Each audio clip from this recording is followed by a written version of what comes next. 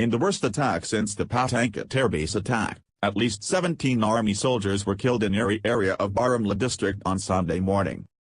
This was the 18th major strike on security forces in J&K since 1999, the first one being when 10 Army personnel were killed in a Fedayeen attack on 15 Corps headquarters at Srinagar's Padamibah.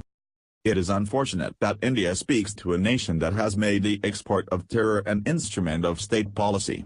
India's quest for peace is so strong that we refuse to learn from past betrayals. As the government weighs its options against, here is a reality check of what they are. First, diplomatic dash. Like 1. Issue stern statements to Pakistan, demarches demanding a thorough investigation.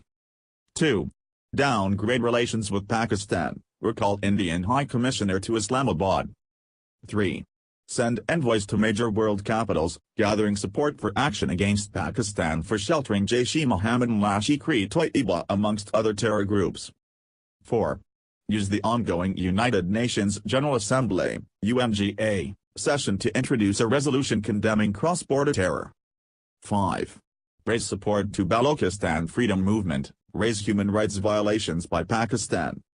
But reality check is that the first few options have been tried before, such as after the parliament attack in 2001. The truth is diplomatic pressure works only when India and Pakistan have talks ongoing that are making progress. At present, talks have been called off and there is no dialogue process.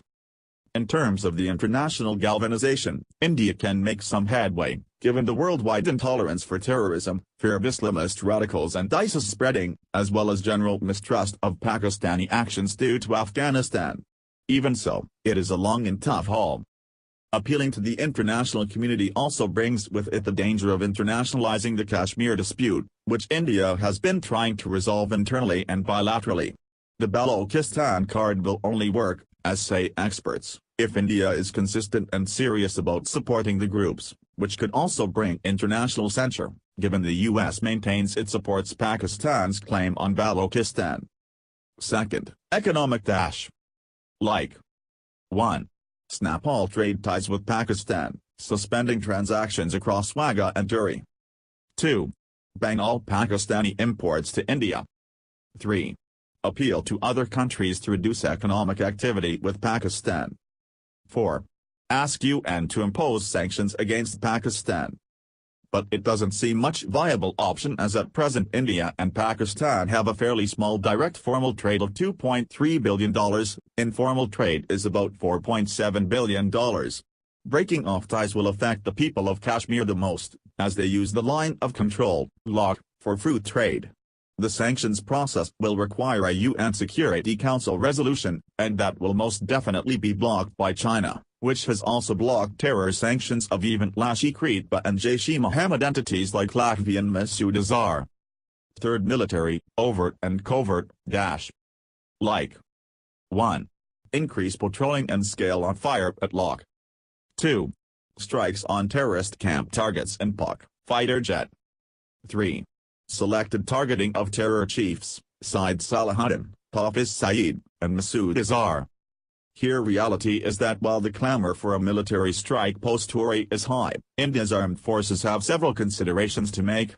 Uri is no doubt the worst attack on security forces in terms of casualties, but it is one of more than 20 such attacks on security force bases in Jammu and Kashmir in the past few years, Tangdar, Mashwar, Uri 2014. Kathpa, Patanka to name a few, and more foiled attempts and infiltration.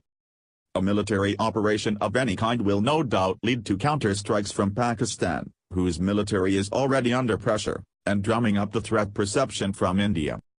India will need to be clear about having clear targets and coordinates of terror camps and terror leaders, as any civilian casualties will spark further repercussions.